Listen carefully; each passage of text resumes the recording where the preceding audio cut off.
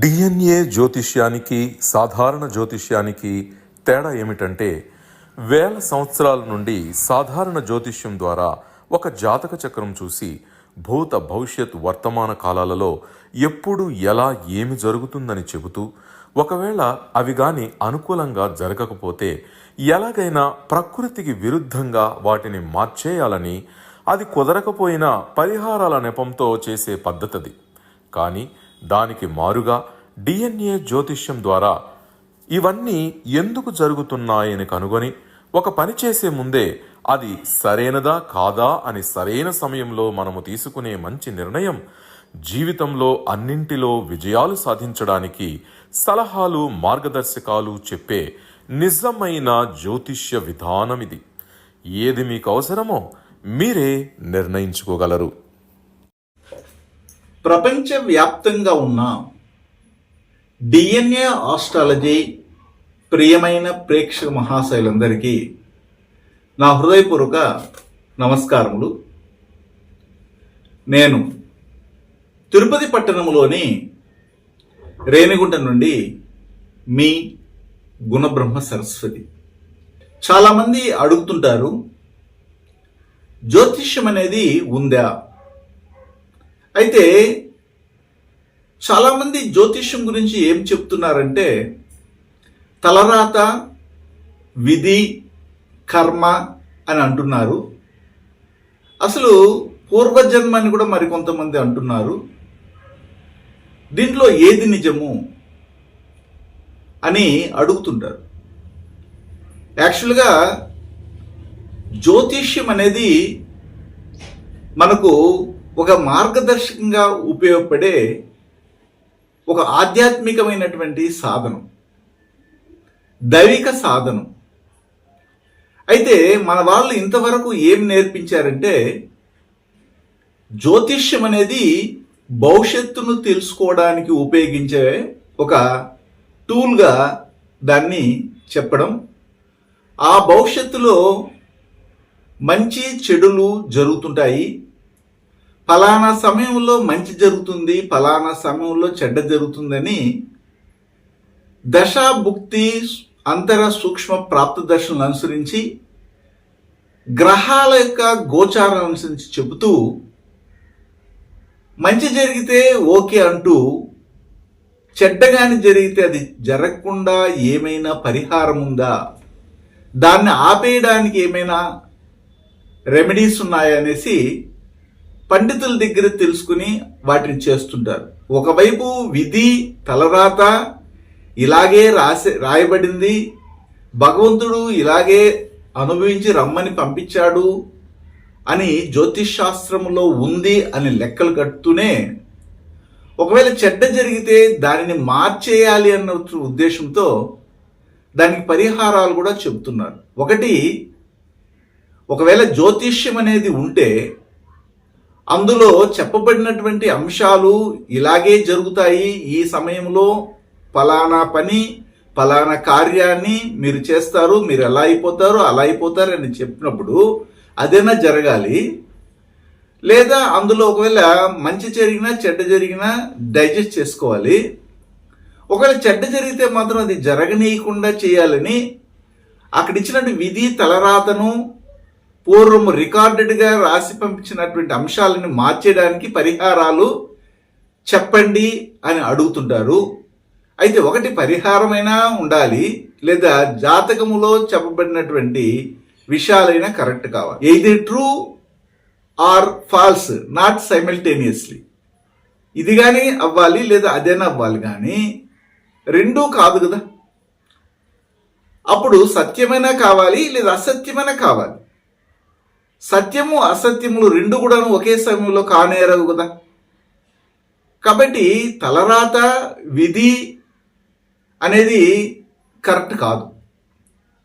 కర్మ అనేది కరెక్టే. ఎందుకు అంటే, కర్మ అంటే పని. మనం చేస్తున్నటువంటి పని మంచి పని అయితే మంచి ఫలితాలని చేసినటువంటి వారే అనుభవిస్తున్నారు, లేదా చేసి వారు వెళ్ళిపోతే తర్వాత తరంలో వస్తున్నటువంటి వారికి ఆ ఫలితం దక్కుతా ఉంది. అదే చెడ్డ చేస్తే అదే సమయంలో ఆ చెడ్డ ఫలితాన్ని అనుభవిస్తారు. లేదా కాలం గడిచి వారు కాలం చేస్తే ఆ తర్వాత తరంలో వారి యొక్క వంశం అనేది దాని చేత బాధించబడుతుంది. అలాంటప్పుడు పూర్వజన్మ అనేది ఉందంటే ఉంటుంది. ఆ పూర్వజన్మ అనేది ఉంటేనే ఈ జన్మకి అది ట్రాన్స్ఫర్ అవుతా ఉంది. మరుజన్మ అనేది ఉందంటే మరుజన్మ కూడా ఉంటుంది. మనం ఇప్పుడు చేసినటువంటి పుణ్య పాప కర్మలని దానిని అనుభవించడానికి మరొక జన్మ ఎత్తవలసినదే. దీంట్లో ఎలాంటి తేడా లేదు. అయితే ఈ కర్మని వీరు ఎలాగ పొందుతున్నారు? మానవులంటే ప్రతి ఒక్కరు కూడాను వారు పుడుతున్నారు, పెద్దవాళ్ళు అవుతున్నారు, వారికి కావలసినటువంటి దినచర్యను పూర్తి చేసుకుంటున్నారు, ఉద్యోగానికి వెళ్తున్నారు, వస్తున్నారు, వివాహం చేసుకుంటున్నారు, సంతానాన్ని కంటున్నారు, వారిని వృద్ధి చేస్తున్నారు, వారికి మళ్ళీ వివాహాలు చేస్తున్నారు, ఉద్యోగాలు తెప్పిస్తున్నారు. ఇవన్నీ సక్రమంగా ప్రతి ఒక్కరూ ప్రకృతికి అనుకూలంగా చేస్తూ వెళ్తూనే ఉంటారు. ఇందులో ఎవరి యొక్క ప్రమేయం లేదు, అది సహజ సిద్ధంగా జరుగుతుంది. కానీ తమకు ప్రీతి కొరకు వారు ఆ పని చేయవలసినటువంటి పనే లేదు, లేకున్నా కానీ వాళ్ళ జీవనం జరుగుతుంది. తమకు కాని పని, తమకు చెందని పని, తమకు అవసరం లేనటువంటి పనిలో ఎవరైతే ఇన్వాల్వ్ అవుతారో అక్కడ వారికి పాప పుణ్య కర్మలు అనేవి అంటుతున్నాయి. ఎలాగంటే ఉదాహరణకి మనం రోడ్లో వెళ్తుంటాము, ట్రాఫిక్లో ఉంటాము, అక్కడ ఎవరికో ఒకరికి అన్ఎక్స్పెక్టెడ్గా యాక్సిడెంట్ అయింది. ఆ యాక్సిడెంట్ అయినటువంటి వ్యక్తిని హాస్పిటల్ తీసుకెళ్ళి చేర్పించి వారికి ట్రీట్మెంట్ ఇప్పిస్తున్నారు మీరు. అయితే మీరు ఎందుకు అలాగే చేశారంటే మీ మనసు ఒప్పుకోలేదు.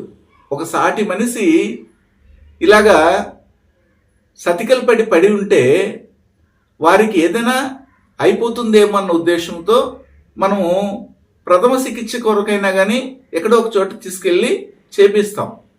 అలాగా చేపించిన తర్వాత వాళ్ళు బయటపడ్డారంటే అక్కడి నుంచి అది పుణ్యకార్యం. అలా కాకుండా కావాలనే మీరు ఇన్వాల్వ్ అవ్వడం వలన వారికి చెడ్డ జరిగింది అనుకోండి, మిమ్మల్ని ఎవరు వాళ్ళని తీసుకెళ్ళి హాస్పిటల్లో చేర్పించమనో లేదా వాళ్ళని ఆదుకోమనో ఎవరు చెప్పలేదు. మీరు వాంటెడ్గా వెళ్ళారు. అందులో మంచి కార్యక్రమం కానీ జరిగితే మీకు పుణ్యం వస్తుంది. అందులో ఏదైనా కానీ అపస్మృతి జరిగితే దాని నుండి చెడ్డ కర్మ అనేది వస్తుంది. మీరు ఆఫీస్కి వెళ్తున్నారు, హ్యాపీగా గవర్నమెంట్ ఆఫీస్లోనో లేదా ప్రైవేట్ ఆఫీస్లోనో పనిచేస్తున్నారు. వెళ్ళిన వెంటనే మీకు కొలీగ్స్ ఉంటారు, కొలీగ్స్తో మాట్లాడుతుంటారు. ఒక ఐటీ ఫీల్డ్లో ఉన్నారు, ఒక పోలీస్ డిపార్ట్మెంట్లో ఉన్నారు, ఒక మెడికల్ డిపార్ట్మెంట్లో ఉన్నారు, ఒక టీచింగ్ ఫీల్డ్లో ఉన్నారు. మీ స్టాఫ్ అనేది ఉంటుంది, ఆ స్టాఫ్తో మాట్లాడుతున్నారు. ఏం మాట్లాడతారు? మీ ఆఫీస్ సంబంధమైన విషయాలు మాట్లాడితే సమస్య లేదు. ఇతరుల యొక్క పర్సనల్ విషయాల్లోకి వెళ్ళి మాట్లాడుతుంటారు. ఇతరుల గురించి గ్యాసిప్స్ ఎక్కువగా మాట్లాడుతుంటారు. మీకు అవసరం లేనటువంటి విషయాల్ని మాట్లాడడం వల్ల దాని ద్వారా వచ్చే కర్మ తర్వాత కాలంలో మీరు అనుభవించాలి. మీరు వారి గురించి చెడ్డగా మాట్లాడుతూ ఉంటే అదే విధంగా వేరే వారు మీ గురించి తర్వాత కాలంలో మాట్లాడతారు. Every reaction there is equal and opposite reaction అంటే ఇదే. అంటే మనకు కావాలనే ఒక విషయంలో కల్పించుకొని మనకు అవసరం లేకపోయినా కానీ అందులో ఇన్వాల్వ్ అయ్యి తీసుకొచ్చుకునేదే మంచి కర్మలు మరియు చెడ్డ కర్మలు. ఆ విధంగా మనకి కర్మ ఫలం అనేది వస్తుంది. ఇది మనం గమనించాలి.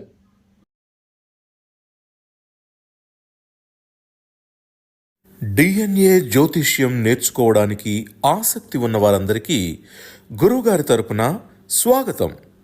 దైవజ్ఞ శ్రీ గుణబ్రహ్మ సరస్వతి గారి నుండి ఆన్లైన్ ఆడియో క్లాసుల ద్వారా అద్భుతమైన ఈ వంశపారంపర్య జ్యోతిష్యంను బేసిక్స్ నుండి అడ్వాన్స్ వరకు నేర్చుకోవాలంటే మీరు ఒక్కసారిగా ఫీజు చెల్లించేస్తే మిమ్మల్ని డిఎన్ఏ వాట్సాప్ గ్రూప్లో యాడ్ చేసినప్పటి నుండి మీ జీవితకాలం డిఎన్ఏ జ్యోతిష్యానికి సంబంధించిన క్రొత్త అప్డేట్స్ని ఆ వాట్సాప్ గ్రూప్లో నిరంతరం పొందవచ్చు.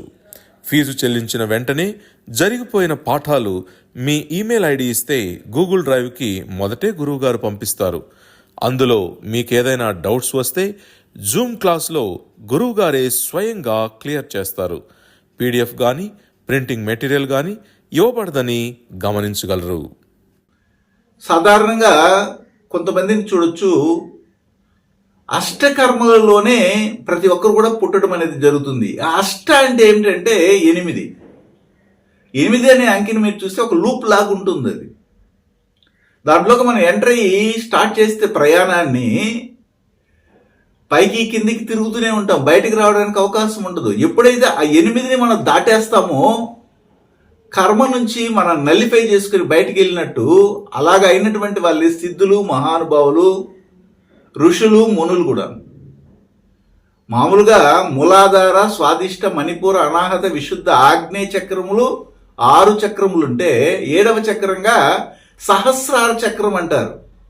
ఆ సహస్రార చక్రాన్ని దాటి 8వ చక్రంలోకి వెళ్తే మీరు సాక్షాత్తు దైవంలోకి లీనమైనట్టు. అందుకే 8ని దాటేశారు అనుకోండి, ఇంకో మిమ్మల్ని అందుకునే వాళ్ళు ఎవరు ఉండరు. అందుకనే పూర్వీకులు అనేవాళ్ళు 8కి అంత ప్రశస్తత ఉంది. ఈ మధ్య కాలంలోనే కాదు, ఎన్నో వేల కోట్ల సంవత్సరాల నుండి కూడా చూసినా కానీ 8 అనే నెంబర్లోనే అందరూ కూడా వాక్ చేసేవాళ్ళు, తిరుగుతుండేవాళ్ళు.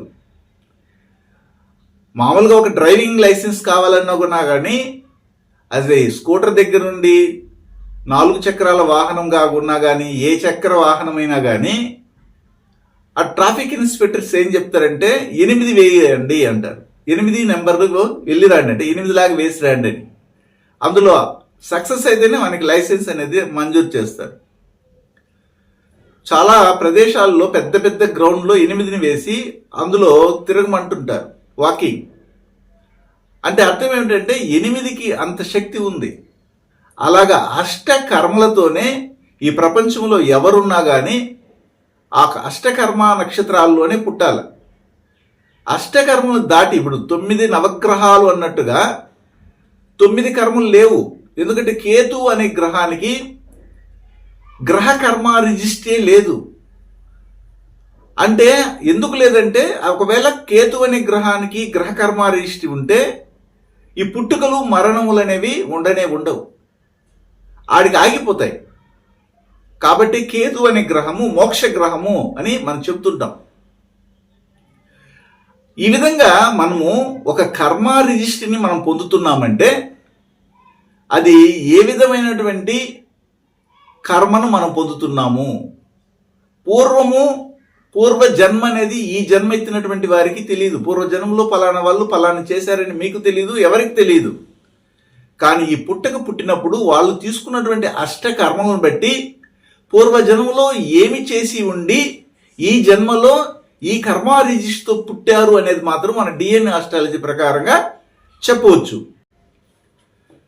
ఇందులో మొదట సూర్యకర్మ రిజిస్ట్రీతో ఈ జన్మలో పుట్టినటువంటి వారు పూర్వజన్మలో ఎలాంటి పాప పుణ్య కర్మలను చేసుంటారు అనే దాని గురించి చర్చిస్తాం.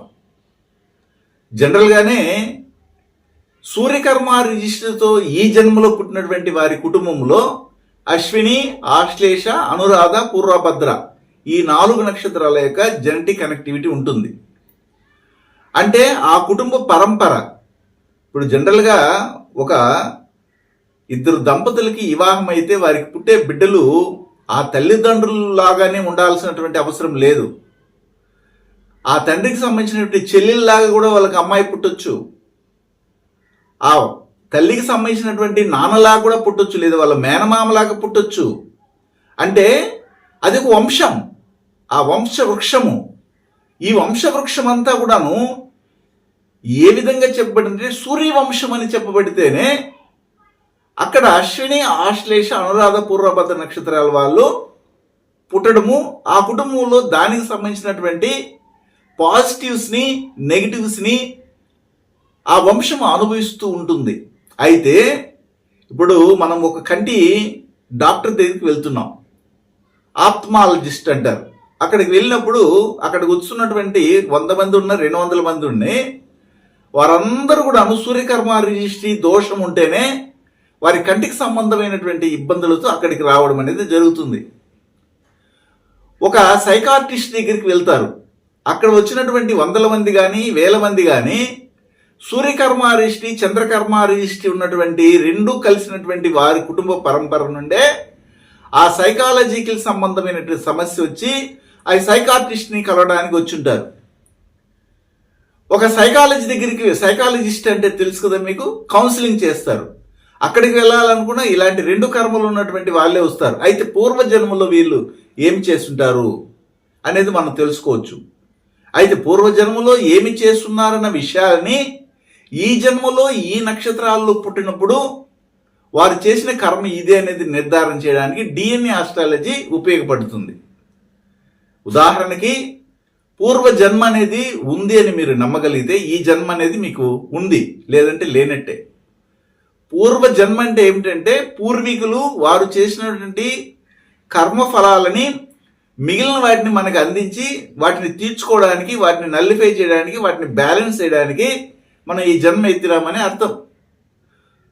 అయితే పూర్వము ఈ జన్మ ఎత్తక మునుపు ఎలాంటి కార్యక్రమాలని వీళ్ళు చేస్తుంటే ఇలాంటి ఇబ్బందులు కలుగుతాయి. ఈ కర్మలు రెండు రకాలు. అదేమిటి వికర్మ, అకర్మ అని. వికర్మ అంటే మంచి కర్మలు, అకర్మ అంటే చెడ్డ కర్మలని మనము తరచుగా వింటుంటాం. పెద్దవాళ్ళు చెప్తుంటారు, వాడు చూడు ఎంత అక్రమంగా ప్రవర్తిస్తున్నాడు, ఎంత దుర్మార్గంగా ప్రవర్తిస్తున్నాడు, అనవసరంగా వాళ్ళని కొడుతున్నాడు, అనవసరంగా వాళ్ళని తిడుతున్నాడు అంటుంటాం. అంటే దాన్ని అకర్మ అంటారు, చెడ్డ కర్మలు. వికర్మ అంటే ఏమిటంటే మంచి కర్మలు, మంచి పనులు. పూర్వం మనము విక్రమాదిత్యుడు అనే ఒక రాజు గురించి వినుంటాం. యాక్చువల్గా అతని పేరు వికర్మ. వికర్మ అంటే విక్రమార్కుడు అనే దాన్ని మనం ఇక్కడ మార్చుకుంటూ నానుడికి వచ్చింది. కానీ వికర్మ అంటే మంచి కర్మలు చేసే రాజు కనుక అతని విక్రమార్కుడు అని చెప్పడం జరిగింది. ఇది మనం గమనించవచ్చు ఇలాంటి విషయాలు కూడా. అయితే పూర్వజన్మలో ఎవరైతే ఒక వైద్య వృత్తిలో ఉండి వాళ్ళ దగ్గరికి వచ్చినటువంటి వారికి సరైనటువంటి ట్రీట్మెంట్ ఇవ్వక, ఈ మధ్యలో మనం ఒక సినిమా వచ్చిన ఠాగూర్ అనే సినిమా కానీ ఇలాగ సినిమాల్లో మనం చూసినప్పుడు యాక్చువల్గా మరణించినటువంటి ఒక శవాన్ని హాస్పిటల్ తీసుకెళ్ళి పెడితే దానికి ట్రీట్మెంట్ చేస్తారు. డాక్టర్లు చూసిన వెంటనే, పల్స్ చూసిన వెంటనే ఇది మన వల్ల కాదంటే బయటికి పంపించవచ్చు. కానీ ఎలాగో ఒక పేషెంట్ మన లోపలికి వచ్చారు కాబట్టి ఎంత కావాలంటే అంత జుర్రేసి వాళ్ళ దగ్గర ధనాన్ని తీసుకొని వారు కుదవ పెట్టి తెస్తారా లేదా ఆస్తులు అమ్ముకొని వస్తారా మనకు అవసరం లేదు, మనకు కావాల్సిన ఫీజు ఇవ్వాలి. చనిపోయినా కానీ ఆ శవాన్ని బయటకు పంపించాలంటే కూడాను కంప్లీట్గా ఆ యొక్క ట్రీట్మెంట్ చేసినటువంటి, అంటే అబద్ధపు ట్రీట్మెంట్ చేసినటువంటి దానికి కావాల్సిన రుసుముని చెల్లించిన తర్వాతే వాళ్ళని బయటకు పంపిస్తారు. ఇలాంటి అక్రమంగా చిన్న విషయంతో పోవలసినటువంటి ట్రీట్మెంట్ దానికి పెద్దది చేసి ఆపరేషన్ చేసి దానికి ఇంత ఖర్చు అంత ఖర్చు అని బయట నుండి డాక్టర్లు తీసుకొచ్చి ట్రీట్మెంట్ చేయాలని, దీనికి స్పెషలిస్ట్ రావాలని, ఇలాగా ఎక్స్పైర్డ్ అయినటువంటి మందుల్ని వాడేవారు. అది ఎందుకు ఉపయోగపడినటువంటి ఒక మెడిసిన్ వాడి మనిషిని హింసించడము, లేకపోతే ఈ ప్రయోగశాలల్లో కొంతమందిని మనం చూస్తుంటాం, జంతువుల మీదను మనుషుల మీదను దిక్కు దికానం లేనటువంటి వారి మీద ప్రయోగాలు చేయడం. ఎవరు అడగకపోయినారనుకోండి, వాళ్ళకి ఎవరు లేదు, అనాథులు అయితే అనుకోండి, వాళ్ళ మీద ప్రయోగాలు చేసి ఏదో కొత్త విషయాన్ని కనుగొనాలనే ఉద్దేశంతో వాళ్ళని హింసించడం.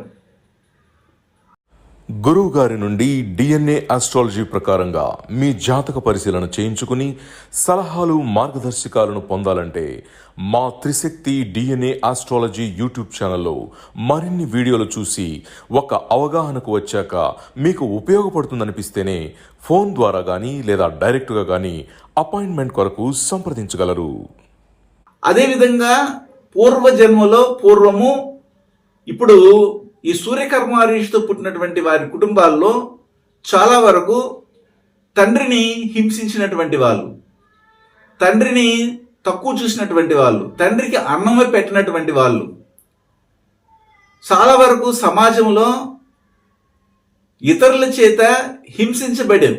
అంటే ఏమిటి, ఎలాగంటే ఒక బాస్ ఉంటారు అనుకుందాం. ఆ బాస్ ఏం చేస్తాడు, అతని దగ్గర పనిచేసే వారందరినీ కూడాను తక్కువతరంగా చూడడం. అప్పుడు ఈ జన్మలో ఒకవేళ ఇతను సూర్యకర్మ ఋషితో పుట్టినా కానీ వీరికి తన కింద ఉన్నటువంటి సబోర్డినేట్స్ సరైనటువంటి ఆదరణ ఇవ్వకపోవడము, ఆ సూర్యకర్మ ఋషితో పుట్టినటువంటి వ్యక్తులు వస్తుంటే దాంకోవడం ఇతరులు, ఇవన్నీ కూడా జరుగుతుంది. అంటే పూర్వజన్మలో ఏమైతే వీళ్ళు చేస్తుంటారో అనవసరమైనటువంటి ఇబ్బందులకి డామినేట్ చేస్తుంటారు, అదే డామినేషన్ ఇప్పుడు ఇలాగా రియాక్ట్ అవుతుంది. అప్పుడు వీళ్ళ కుటుంబంలో అశ్విని, ఆశ్లేష, అనురాధ, పూర్వభద్ర నక్షత్రాల వాళ్ళు పుట్టడము, తండ్రికి సంతానానికి మధ్య సంబంధాలు లేకపోవడము, ఆత్మహత్య ప్రయత్నాలు చేయడము, 2 అంతకంటే ఎక్కువ వివాహాల్లో ఇన్వాల్వ్ అవ్వడము, లేదా ఇల్లీగల్ కాంటాక్ట్స్ పెట్టుకున్నటువంటి కుటుంబాలుగా ఉండడము, ఇదే కుటుంబంలో కంటికి సంబంధమైన సమస్యలు కానీ అనారోగ్య సమస్యలు రావడము, హెచ్ఆర్ డిపార్ట్మెంటు అడ్మినిస్ట్రేషన్లో పనిచేయడము, పొలిటీషియన్లుగా ఉండడము, తండ్రి వృత్తినే కొనసాగించడము, తండ్రి చేసినటువంటి అప్పుని వాళ్ళ సంతానం తీసుకొని ఆ వంశము నాశనం అయిపోవడము, అంతేకాకుండా మెయిన్గా ఆ కుటుంబంలో ఎవరిని చూసినా కానీ ఈగోయిస్టులుగాను, ఒక అహంకారపూరితమైనటువంటి వ్యక్తులుగా తయారవ్వడము, డామినేషన్ పవర్ కావాలని కోరుకొని నానా హింసకు గురవ్వడము, వీళ్ళు అన్నిట్లోనూ ఇన్వాల్వ్ అయ్యి అందరి చేత అమర్యాదను పొందడము.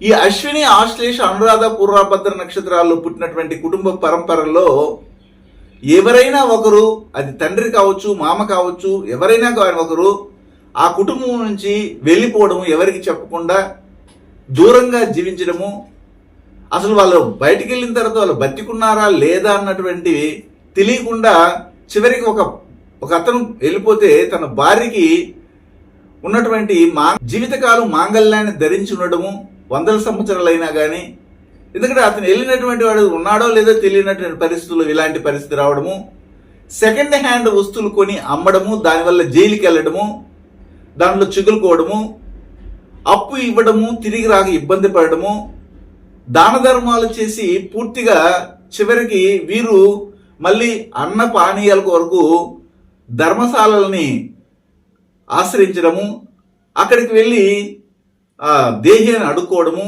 ఇవన్నీ కూడా మనం చూడొచ్చు. అదే సందర్భంలో ముఖ్యంగా ఈ యొక్క పూర్వం చిన్న వయసులో ఎవరైనా వీళ్ళు ప్రేమించి ఉన్నా, లేకపోతే ఎవరితోనైనా మంచి మంచి పరిచయాలున్నా జీవితకాలం చనిపోయేంత వరకు వారి గురించి మర్చిపోకుండా లోపల చింతించడము, ఇవన్నీ కూడాను ఈ అశ్విని, ఆశ్లేష, అనురాధ, పూర్వభద్ర నక్షత్రాల వారి కుటుంబ పరంపరలో మనం గమనించవచ్చు. అయితే ఇవన్నీ ఎలా జరిగిందంటే పూర్వజన్మలో ఇలాగ చేస్తుంటారు కాబట్టి ఈ జన్మలో వీరు ఇలాంటి పరిస్థితుల్లో ఇలాంటి నక్షత్రాలలో పుట్టడము, తండ్రి విరోధం అవ్వడము, మామ విరోధం అవ్వడము, ఒకవేళ తండ్రి స్ట్రిక్ట్ గాను చాలా గౌరవ మర్యాదలతో కూడి ఉంటే అతని యొక్క టార్చర్ భరించలేక సంతానం ఇబ్బంది పడడము, లేకపోతే తండ్రి ఊరికి మాత్రం ఉపయోగపడుతూ ఇంటికి ఉపయోగపడకుండా పోవడము, మీకు ఒకవేళ వివాహం అవ్వాలనుకుంటే మీరు వెళ్ళే కుటుంబంలో వచ్చే అమ్మాయికి కానీ లేదా అబ్బాయికి కానీ వాళ్ళ తండ్రి చనిపోవడము, లేదా మీ తండ్రి చనిపోయిన ఉండడము, లేదా వాళ్ళ తండ్రి చనిపోవడం, అంటే ఇక్కడ ఏదైనా ఒకటి జరుగుతుంది. ఈ అశ్విని, ఆశ్లేష, అనురాధ, పూర్వభద్ర నక్షత్రాల్లో పుట్టినటువంటి వారు కానీ, లగ్నంలో కేతు ఉన్నవారు కానీ, లగ్నాధిపతితో కేతు ఉన్నటువంటి వారికి కానీ, లగ్నము మీనరాశి మీనలగ్నమైనప్పుడు కానీ, లగ్నం ఏదైనా కానీ లగ్నాధిపతి వెళ్ళి మీనములో ఉన్నా కానీ 1, 12, 12, 1 కాంబినేషన్ ఉన్నటువంటి కుటుంబ పరంపరలో సూర్యకర్మ రిష్టి ఉంటుంది. వీళ్ళ కుటుంబంలో చూడండి ఒంటరితనం అనేది వెంటాడుతుంటుంది. ఒంటరిగా ఉండవలసిన పరిస్థితి, తండ్రి యొక్క ఆదరణ అని చెప్పొచ్చు వారికి లేకపోవడం అనేది ఉంటుంది. పెళ్లి సమయంలో తండ్రే లేకపోవడము, లేకపోతే తండ్రి ఉంటే పెళ్లి చేసుకునే ఎదుటి వ్యక్తి యొక్క తండ్రి లేకపోవడము, ఇవి 2 కూడా సంభవించడానికి ఇక్కడ ఈ యొక్క పూర్వజన్మలో చేసినటువంటి పాప కర్మలు ఇలాగే వెంటాడుతుంటాయి. అదేవిధంగా ఎవరైనా కానీ నా మాట వినాలి, నేను చెప్పింది మాత్రమే వినాలి అన్నటువంటి ఒక ధోరణితో వెళ్ళి అన్నిట్లో ఇన్వాల్వ్ అవడము, అలా అన్నిట్లో ఇన్వాల్వ్ అవడం వల్ల చివరికి అక్కడి నుంచి వీరికి వచ్చేది మంచి కంటే చెడ్డ అధికంగా రావడము, ఎందుకురా ఇలాగ ఇన్వాల్వ్ అయినామనే బాధపడము, ఇలాంటివన్నీ కూడాను ఈ సూర్యకర్మ రిజిస్టర్ ఉన్నటువంటి కుటుంబ పరంపరలో కనబడుతుంది. ఇదే సూర్యకర్మ రిజిస్టర్ ఉన్నటువంటి పరంపరలో సింహరాశి, సింహలగ్నంలో వాళ్ళు ఎక్కువగా పుట్టడము, అదేవిధంగా వారి చేతనే వీళ్ళు ఇబ్బంది పడడము, వీరి చుట్టూ కృత్తిక, ఉత్తర మరియు ఉత్తరాషాఢ నక్షత్రాల వాళ్ళు ఎక్కువగా సంచరించడము, అంతేకాకుండా వారి వల్లనే వీరికి మంచి జరగడము, వారి వల్లనే వీరికి చెడ్డ జరగడం కూడా సంభవిస్తూ ఉంటుంది. కాబట్టి వీరు రాజకీయ నాయకుల చేత కానీ లేదా ప్రభుత్వ దండన చేత కానీ ఇబ్బంది పడడము అనేది కనబడుతుంది. ఇవన్నీ కూడాను మనము పూర్వజన్మలో చేసినటువంటి పుణ్య పాప కర్మలను అనుసరించి ఈ జన్మలో మనం సూర్యకర్మతో పుట్టాము, అష్టకర్మల్లో ఒకటైనటువంటి సూర్యకర్మతో పుట్టామని మనం నిర్ధారణ చేసుకుని దాని నుండి మనం బయటపడడానికి ఏం చేయాలి, మనకు వైద్య సంబంధమైనటువంటి ఈ సూర్యకర్మ రిజిస్టర్ పుట్టినటువంటి వారికి వైద్య సంబంధమైనటువంటి వృత్తిలో ఉన్నా, పొలిటీషియన్గా ఉన్నా, తండ్రి వృత్తిని చేస్తున్నా, అడ్మినిస్ట్రేషన్లో ఉన్నా కానీ అహంకారపూర్వమైనటువంటి ఆలోచన తొలగించుకోవాలి. బ్రాండెడ్ డ్రెస్సెస్ వాడకుండా ఉండాలి. ఎవరైనా కానీ మనల్ని ఆశ్రయించినప్పుడు వారికి సవినయంగా సమాధానం చెప్పడం అనేది ఉండాలి. వైద్య సంబంధమైనటువంటి ఆలోచనల్ని ఇతరులతో పంచుకొని మీరు వైద్యులు కావాల్సిన అవసరం లేదు. ఇతరులు ఏదైనా అనారోగ్యంతో బాధపడుతుంటే పలానా హాస్పిటల్కి వెళ్ళండి, పలానా డాక్టర్ని సంప్రదించండి, మీకు ఈజీగా మీకు నయమైపోతుందని చెప్పడము. ఈ అశ్విని, ఆశ్లేష, అనురాధ, పూర్వభద్ర నక్షత్రాలలో ఉన్నటువంటి వారికి ఏమైనా అనారోగ్యం వస్తే అలోపతి కాకుండా ఆయుర్వేదం కానీ హోమియోపతి మందులు వాడడము సులభంగా నయమవడానికి అవకాశం ఉంటుంది.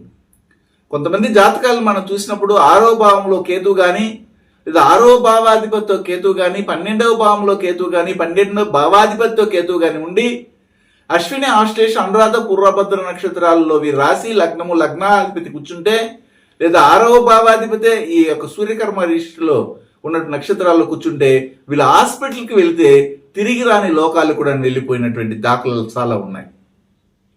వీరు తండ్రి మాటను అవసరమైన మాత్రమే వినాలి, అవసరం లేని వినకూడదు. అదేవిధంగా మామ మాట కానీ అవసరమైన వినాలి, అవసరం లేని వినకూడదు. తండ్రి సంతానము కలిసి ఒకవేళ వీరు సూర్యకర్మ రిజిస్టర్తో పుట్టుంటే ఆస్తిపాస్తులు కొనకూడదు. తండ్రి చేసిన అప్పుని నేను తీరుస్తానని చెప్పి వీళ్ళు తల మీద వేసుకుంటే వీరి జీవితంలో ఎదగడం అనేది ఉండదు, చాలా సమస్యపూర్వకంగా వీరు తయారవుతారు. నేను ఇవన్నీ కూడా మనం చేయగలిగినటువంటి పరిహారాలు, అంతేగాని దీని ఆధ్యాత్మిక పరిహారాలు నేను ఇక్కడ చెప్పటం లేదు. కాబట్టి ఒకరు పూర్వజన్మలో ఇలాంటి సమస్యలతో కూడినటువంటి జీవితాన్ని అనుభవించి పాపకర్మలు చేస్తుంటే ఈ జన్మలో సూర్యకర్మతో పుట్టడం అనేది ఉంటుంది. దాన్ని నల్లిపై చేసుకోగలిగితే తర్వాత తరంలో వారికి మంచి స్థితిగతులు ఏర్పడతాయని మాత్రం మనం చెప్పగలం. శుభం.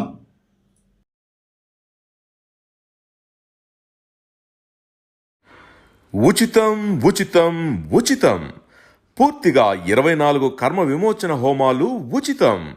హిమాలయాలలోని యతీంద్రులు అవధూతలచే మహామంత్రోపదేశం పొంది వారి గురు పరంపరలో దైవజ్ఞ శ్రీ గుణబ్రహ్మ సరస్వతి గారు అధర్వణ వేద దక్షిణాచార పద్ధతి ద్వారా పూర్వం వశిష్ఠ వాల్మీకాది ఋషులు చేసిన విధంగా ప్రతి శుక్రవారం విలువ కట్టలేని అమూల్యమైన 24 హోమాలను ఏకకాలంలో ఒకే హోమగుండంలో గత 24 సంవత్సరాలుగా లోక కళ్యాణం కొరకు కర్మ విమోచన హోమక్రియను చేస్తూ నమ్మి వచ్చిన నిజమైన భక్తులకు శ్రీ జగన్మాత కృపతో మంచి చేస్తున్నారు. ఇటువంటి హోమాలలో ఉచితంగా పాల్గొని కర్మ విమోచన పొందాలనే ఆసక్తి ఉన్నవారు కనీసం 1 నెల ముందుగానే గోత్రనామాలను నమోదు చేసుకోగలరు. అడ్రస్ శ్రీ త్రిశక్తి పూజా మందిర్, తిరుపతి దగ్గర, రేణిగుంట, ఆంధ్రప్రదేశ్.